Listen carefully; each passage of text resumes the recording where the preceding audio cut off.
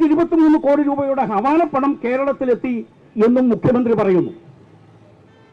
ഈ സ്വർണ്ണം കടത്തിനെ കുറിച്ചും ഹവാല പണത്തിന്റെ ഈ വേലിയേറ്റത്തെക്കുറിച്ചും ഹവാല പണം കൊണ്ട് കേരളത്തിൽ നടക്കുന്ന കൊള്ളരുതായ്മകളെക്കുറിച്ചും അത് ദേശീയ വിരുദ്ധ പ്രവർത്തനത്തിന് ഈ ഹവാല പണം എത്തുന്നു എന്ന വസ്തുതയെക്കുറിച്ചുമുള്ള ഒരുപാട് പരാതികളും ആപരാതികളും ആവശ്യങ്ങളും കഴിഞ്ഞ കാലത്ത് നമ്മുടെ കേരളത്തിൽ ഉയർന്നു വന്നിട്ടുണ്ട്.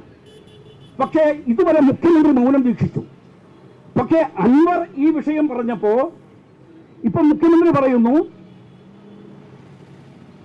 150 കിലോ സ്വർണം 5 വർഷത്തിനുള്ളിൽ കേരളത്തിൽ വന്നു. പുറത്തുനിന്ന് 123 കോടിയുടെ ഹവാലപ്പണം വന്നു.